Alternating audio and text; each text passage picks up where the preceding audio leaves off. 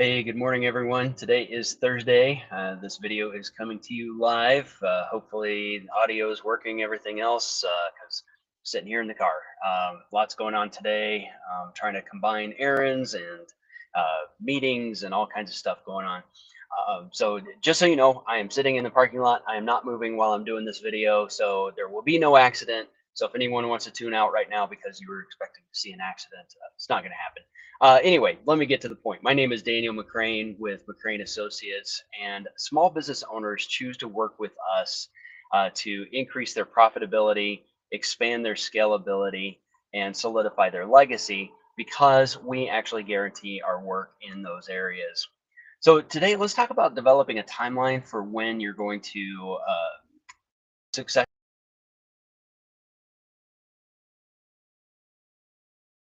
There we go. Or had a phone call coming in, live video, or figure out how you're going to sell the business. So there needs to be a timeline involved in that. You need to understand the timeline. First of all, one of the things you need to understand is that for your financials, you say this before, for the financials of the company, a buyer is going to want to see the last 3 years of your financials. And they're going to want to see profit. They're going to want to see that there's money, there's cash flow in the business, so they can pay themselves, so they can run the business, so they can pay off any debt that they have to take on to buy the business, stuff like that. So those financials are going to be something really important to work on. That's going to take about 3 years for you to turn those financials around if you've been doing books a different way. I'll just leave it at that. Some other things that you might need to consider, if you have a successor who's going to step into the role and take over after you, family member, something like that, if they are not already prepared to take over, then training them, getting the skills that they're going to need, meeting the right kinds of people, all of that background and training could take a couple of years to get them ready to go. So that's something that you need to take into consideration. It may take a while for them to get ready for that transition. During that 2 year period, you are slowly handing off more things to them so that they're ready to take over.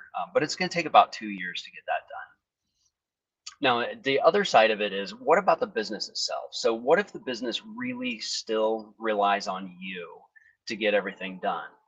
Well, so let me be very optimistic, and then also let me be very, very optimistic about this as well. So on the optimistic side, um, you can probably get that all cleaned up. We do this with our clients. We work with our clients. We install systems. We work on the policies and procedures.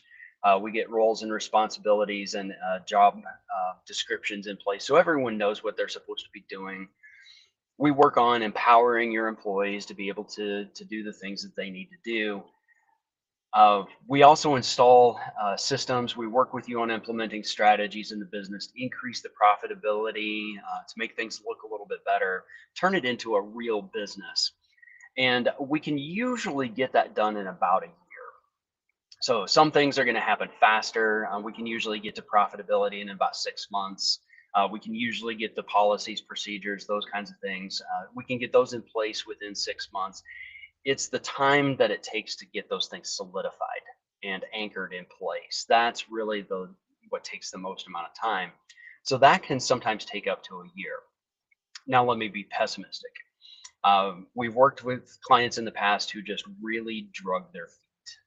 They just did not want to let go of the control that they had over their business. They did not want to share that control with any of their team members. That made it very difficult. On the surface, they said they did, but it was like pulling teeth to try to get them to create procedures, to get them to turn those things over to their teammates and their staff members, and to be able to actually step away from their business. And I get it. I completely understand. You put your heart and soul into this business. You identify with this business. This business is an extension of you, and it's like cutting off your right arm to let go of your business. I understand. That's really hard to do. What I want you to understand, though, is some things can be done quickly to get your business ready to sell. Other things are going to take a little bit longer. So you need to take that into consideration when you're thinking about when it's time to start handing the business off to someone else.